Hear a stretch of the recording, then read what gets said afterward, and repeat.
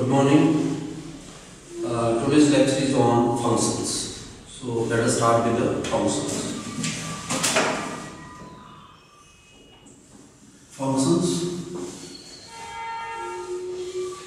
Function के लिए भी दो सेट हैं denoted by f is the mapping from a to b.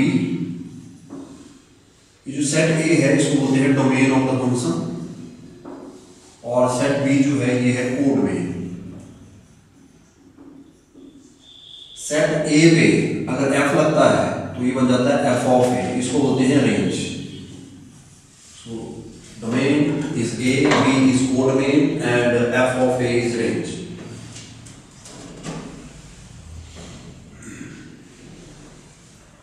इसमें आ जाएगा पहले जब फंक्शन बनते हैं तो नंबर ऑफ फंक्शंस कितने हो सकते हैं. नंबर ऑफ फंक्शन के लिए आपने याद रखना है order of b raise to power order of a,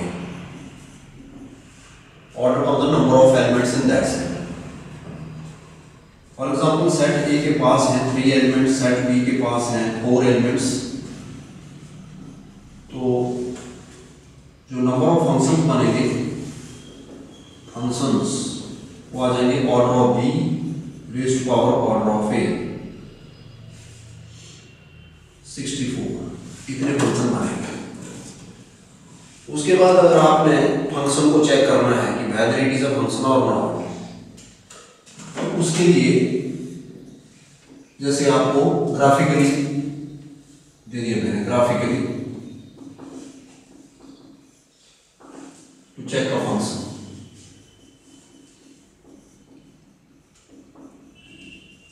for example जैसे मैंने ये शेप्स बना दी, जैसे ये एक है, दूसरा आ गया ये, तीसरा आ गया ये,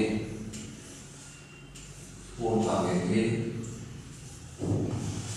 ऐसे ये 4 डायग्राम्स बना दी. तो इसमें से आपने चेक करना है कि कौन सा फंक्शन है और कौन सा नहीं है.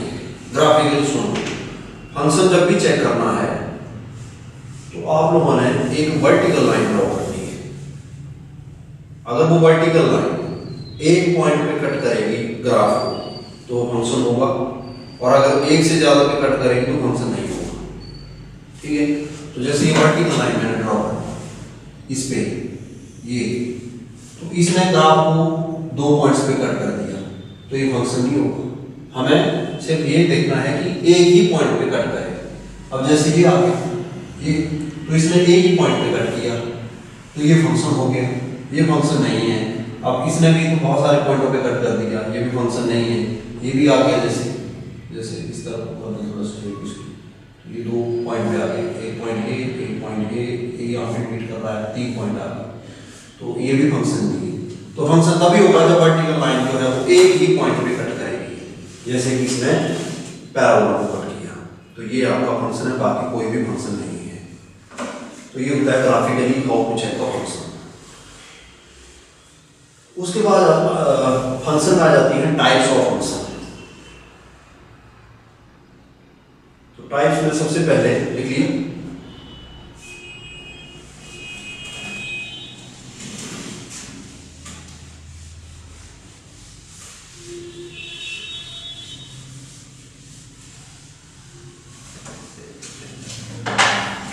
टाइप्स में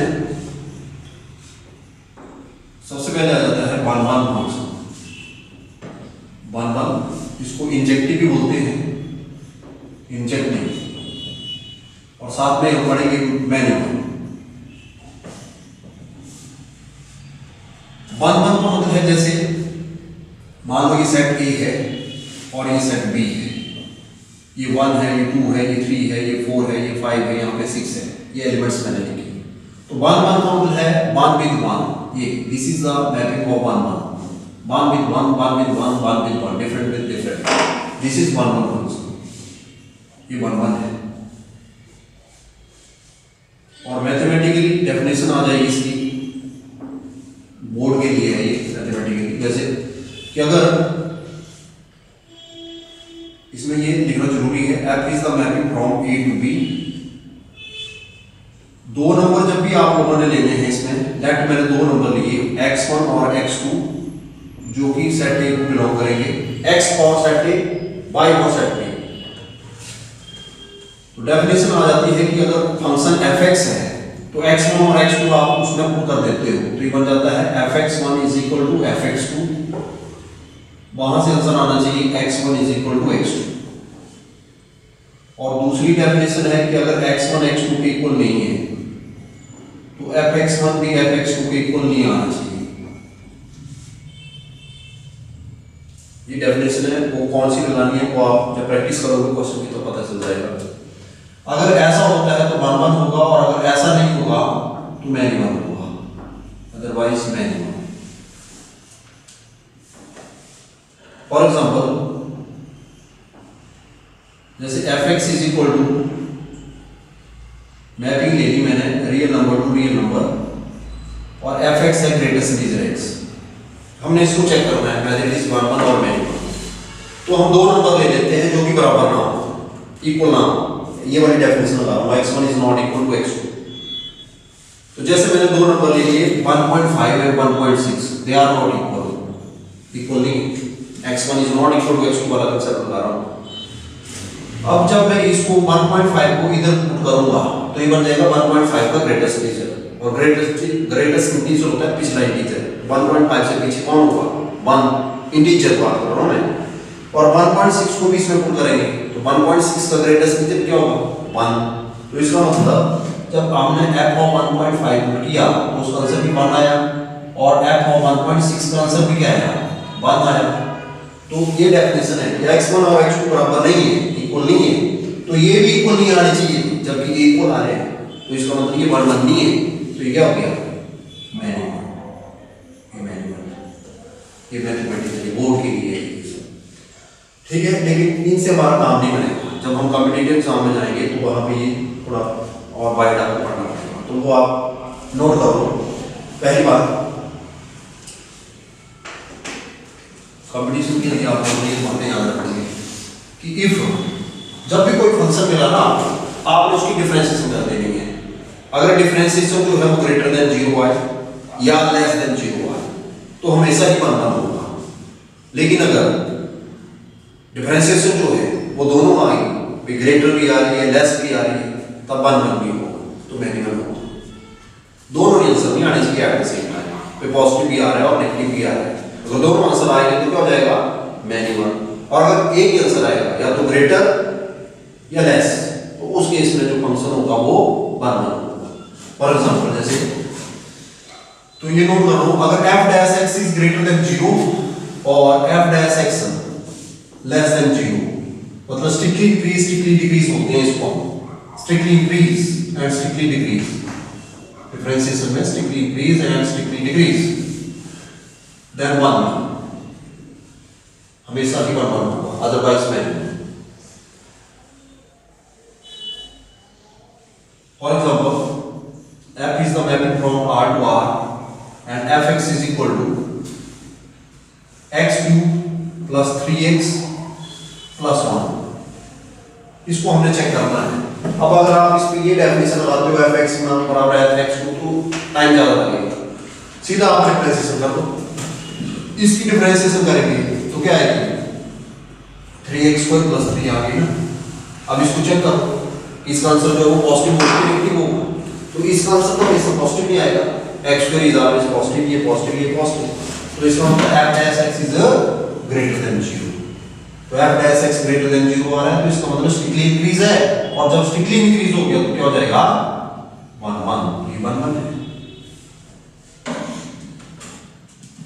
अब जैसे एक और क्वेश्चन आ गया, f is the mapping from R to R and fx is equal to x raised to power 4 plus x square plus 1। इसको चेक करना है whether it is 1 1 और मैनी 1। इसकी डिफरेंशिएशन करेंगे तो इसकी डिफरेंशिएशन आ जाएगी 4x cube plus 2x, 4x cube plus 2x। अगर मान लो यहां से आप 2 और x कॉमन ले लेते हो तो यहां पे क्या बचेगा 2x square plus 1 आएगा। इसका आंसर देखना है। अब ये जो अंदर है 2x² plus 1 ये तो हमेशा ही पॉजिटिव आएगा, लेकिन x हमेशा पॉजिटिव थोड़ा ना होगा, पॉजिटिव पुट करेंगे तो पॉजिटिव आएगा, नेगेटिव पुट करेंगे तो नेगेटिव आएगा, है ना। तो इसमें दोनों आंसर आएंगे, पॉजिटिव भी नेगेटिव भी। जब पॉजिटिव भी और नेगेटिव भी आएंगे तब आंसर क्या होगा, मैनी वन। सो ये मैनी वन है आंसर, या तो पॉजिटिव आए या नेगेटिव आए। सो ये मैनी वन।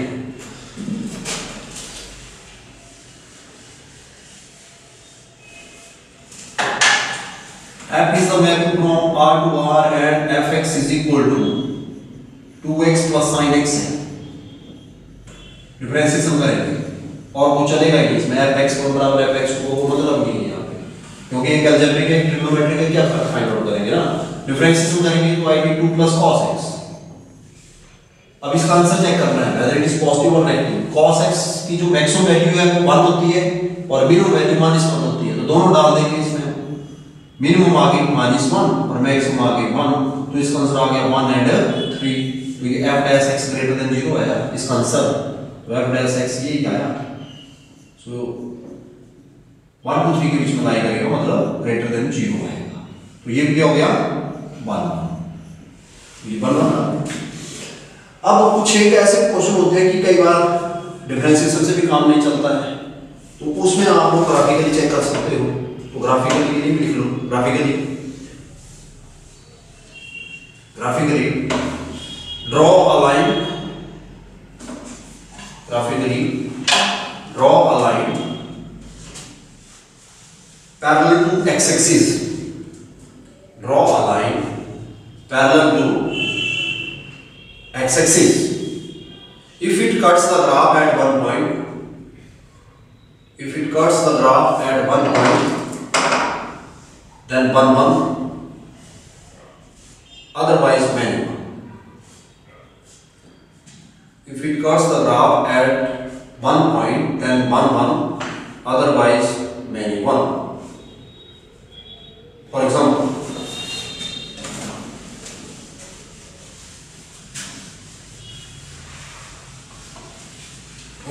जैसे fx is equal to mod x आ गया, सिंपल सी बात है, mod x का ग्राफ अगर आपको आता है, ऐसा होता है mod x का ग्राफ, ये बन गया mod x का graph,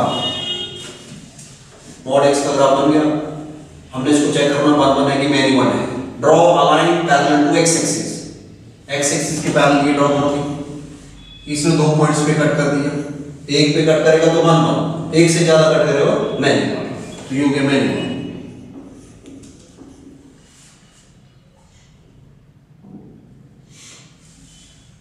f is the value from R to R and fx is equal to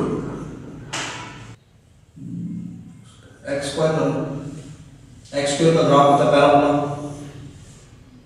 ये बन गया upward parabola. Draw a line parallel to x axis, तो इसने भी 2 पॉइंट पे कट कर दिया, ये भी क्या हो गया मैनी वन। ऐसे लिखो f is the value from R to R। Question आ गया आपके पास fx is equal to x minus 1, x minus 2, x minus 3। अब इसको चेक करना है हमने 1 1 होगा कि मैनी वन होगा, तो ग्राफ बनाएंगे। इसका ग्राफ कैसे बनेगा, तो देखो इसमें से 1 आएगा, इसमें से 2 आएगा, इसमें से 3 आएगा, मतलब जब आपने को 0 के बराबर करना है। तो x की 3 वैल्यू आ रही है 1 2 3, नंबर लाइन बनाओ, ये बन गई पहला नंबर 1, फिर 2, फिर 3, ये यहाँ पे माइनस इन्फिनिटी होगी, यहाँ पे प्लस इन्फिनिटी होगी। साइन मूव करने आपने राइट टू लेफ्ट है, पहला साइन होगा positive, because all X are positive, so start with positive. फिर उसके बाद आएगा नेगेटिव, अल्टरनेटिव साइन लगते रहेंगे, positive negative positive and then negative. हमारा ग्राफ बनेगा 1 2 3 के बीच में, 1 और 2 के बीच में साइन लगा है पॉजिटिव, इसका मतलब ग्राफ जो है 1 और 2 को इंटरसेक्ट करेगा और ऐसे आएगा। 1 और 2 से पास कर रहा है, 1 से पास किया, 2 से पास किया, 3 से भी करेगा, और कैसे करेगा, 1 और 2 के बीच में पॉजिटिव साइन है तो ऊपर आएगा, 2 और 3 के बीच में नेगेटिव है तो नीचे चल जाएगा ऐसे। This is the graph of x minus 1, x minus 2, x minus 3 बन गया। अब draw a line parallel to x axis, ये x एक्सिस ही है, सो ये यहां पे हमने ड्रॉ कर दिया पैरेलल टू x एक्सिस। अब इसने भी 2 पॉइंट पे कट किया, तो ये भी क्या हो गया मैनी वन ऐसे। So this is the graphical knowledge of 1 1। उसके बाद नेक्स्ट ये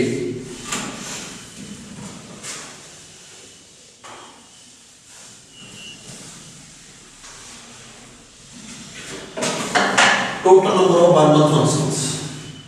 वन वन फंक्शन कितने बन सकते हैं? वन वन फंक्शंस, मान लो सेट ए के पास m एलिमेंट्स हैं,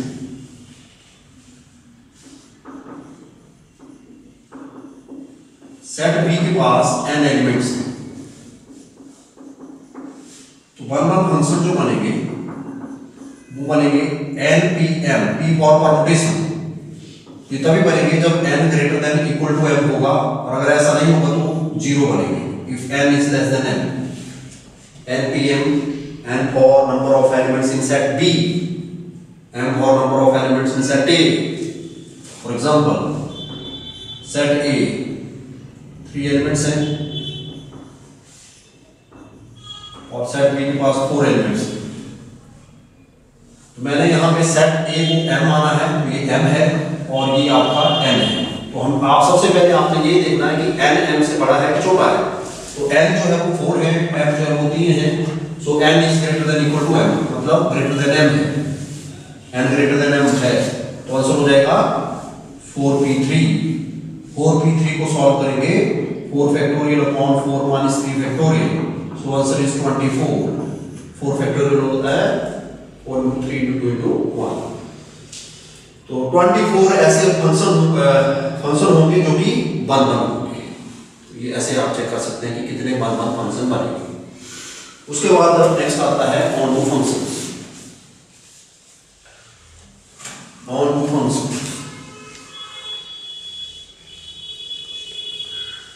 ये हो गया वन। उसके बाद आता है हमारा ऑन टू फंक्शन।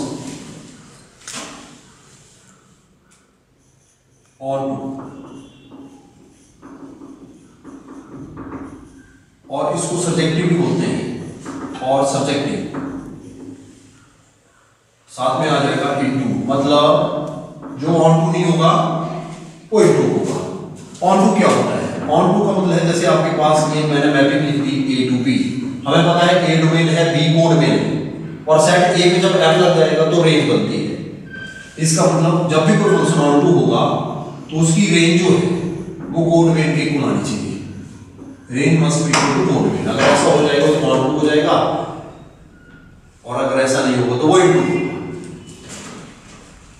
रेंज का मतलब होता है रेंज का मतलब होता है y निकालना होता है fa, ये सारी चीजें एक ही हैं। आंसर,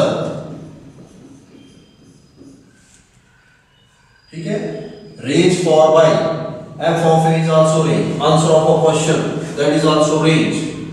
डिपेंड करेगा, डिफरेंट क्वेश्चन होते हैं तो प्रैक्टिस से पता चलता है ना। फिर पहले आइडिया सारे होने चाहिए आपके माइंड में।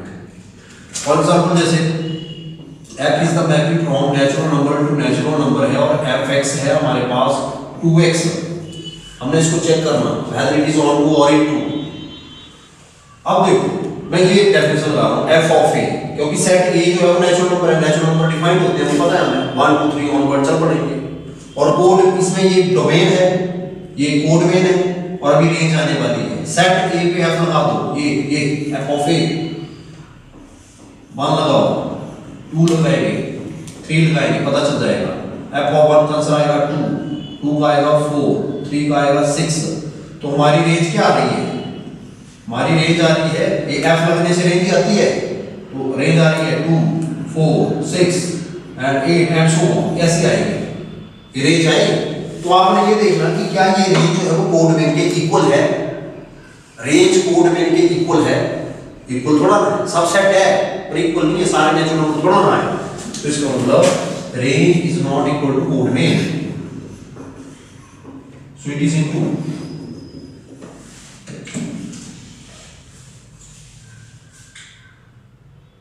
ऐसे अब और भी क्वेश्चन लेते हैं, जैसे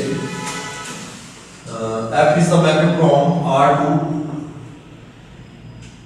set B and fx is equal to x square upon 1 plus x square is on to, मैंने बोला on to है, तो b क्या होगा? ऐसा क्वेश्चन बना है कि ये on to है तो b क्या होगा? अगर ये on to है तो इसकी जो रेंज है वो कोड मेन के इक्वल होनी चाहिए, तो इसकी हमें रेंज निकालनी पड़ेगी। कोड मेन मैंने b दे दी और b ही पूछा है, तो इसका मतलब इसकी रेंज जो है वो p के इक्वल होगी अगर ऑन टू है तो, है ना। तो इसको मतलब रेंज निकालनी है। अब रेंज कैसे आएगी देखो, y निकालना है यार मैंने यहाँ पे, तो y is equal to X square upon 1 plus X square, y मान ली, y निकालना है मैंने यहाँ से, क्रॉस मल्टीप्लाई कर दो इधर, तो हो गया y plus Y X square, X square को तो ले आओ, minus X square is equal to 0। इसमें से आप लोग एक्स स्क्वायर कॉमन ले लो, y माइनस 1, इस y को तो भेज दो, माइनस y, एक्स स्क्वायर आ गया minus y over y minus y minus 1। Range कैसे आएगी, जब भी रेंज निकालनी है ना तो फंक्शन को y मान लिया करो, y मानने के बाद उसमें से आप लोगों ने x निकालना होता है, लेकिन x निकालने से पहले ये देख लिया कि x स्क्वायर आ गया क्या। अब देखो जैसे यहाँ x स्क्वायर आ गया, x मत निकालो क्योंकि x स्क्वायर की अपनी प्रॉपर्टी है ना, x square is always greater than equal to 0। x क्यों निकालना है, तो वैसे तो बोलते हैं कि x निकालो, पर मैं यहाँ पे स्टॉप कर रहा हूँ कि x मत निकालो, x स्क्वायर आ चुका है, x स्क्वायर की अपनी प्रॉपर्टी है, because x square is always greater than equal to 0। तो ये लगा दीजिए हम यहाँ पे x square is greater than equal to 0, क्यों होगा, पर रेंज को भी y निकालना है ना, हम y कैसे पहुंचेंगे, तो हो गया minus y over y minus 1 is greater than equal to 0। यहां पे माइनस आ गया, माइनस से मल्टीप्लाई या डिवाइड करते हैं तो साइन ऑफ इक्वेशन चेंज हो जाता है, तो ये बन जाएगा y over y minus 1 less than equal to 0। और यहां पे ध्यान रखना y निकालने जा रहे हैं, y should not be 1, y 1 नहीं होना चाहिए, नहीं तो अनडिफाइंड हो जाएगा, ठीक है। अच्छा अब हमने y कैसे निकालना है, नंबर लाइन बना लो, ऊपर से y की वैल्यू 0 आई, नीचे से y की value 1 I, start with the science, पहला साइन पॉजिटिव फिर नेगेटिव फिर पॉजिटिव, ये साइन बना दिए। उसके बाद ये जो साइन ऑफ इक्वेशन आया, साइन ऑफ इक्वेशन है लेस देन का मतलब वहां जाना जहां नेगेटिव साइन है, तो नेगेटिव साइन कहां है, ए है, तो इसका मतलब हमारी y की वैल्यू क्या है, y belongs to 0 to 1, equal to का साइन लगा है तो क्लोज्ड इंटरवल होता है, तो ये आ जाएगा क्लोज्ड, लेकिन 1 को हम क्लोज नहीं करेंगे क्योंकि हमने बोला y 1 नहीं होगा, अगर 1 को हम क्लोज कर देंगे तब तो 1 भी इंक्लूड होगा, पर y 1 थोड़ा ना होगा, तो इसका मतलब 1 जो होगा वो ओपन इंटरवल में होगा, तो इसका मतलब y ही क्या होगी, ये मैंने लिखा है y इज रेंज, तो रेंज क्या आ गई हमारी, रेंज आ गई हमारी 0 to 1 and this is equal to b, ये हमारा क्वेश्चन। तो इस तरह से क्या है कि रेंज के लिए सबसे पहले आप फंक्शन को y लिखेंगे, फिर x निकालेंगे, फिर उसके बाद अगली गेम बनती है इसमें। लेकिन ऐसे भी क्वेश्चन होते हैं जहां पे अगर आप y लिखेंगे x कभी आएगा निकालना मुश्किल हो जाएगा, क्वाड्रेटिक तक तो x निकाल सकते हैं, क्यूबिक y क्वाड्रेटिक, तो x के बाद y, फिर क्या करेंगे, तो इसके लिए नोट लिख लो, जब हम x ना निकाल पाए तो क्या करेंगे, कैसे हम फॉर्म को चेक करेंगे, ये ट्रिक बना लो, इसमें देखो f is the mapping from R to R if f is the mapping from R to R is a polynomial, if f is the mapping from R to R is a polynomial of odd degree, if f is the mapping from R to R is a polynomial of odd degree then onto, odd for onto, odd degree then onto, and if even degree then into, and if even degree then into, ठीक है। For example ये आ गया आपके पास f is the mapping from R to R लिख दी मैंने, function लिख रहा हूँ सब में, जैसे आ गया आपके पास x3 plus 3x plus 1 f(x) is equal to, सारे लिख रहा हूँ, फिर बाद में डिसाइड करो कौन सा क्या है, x4 plus this f(x) is equal to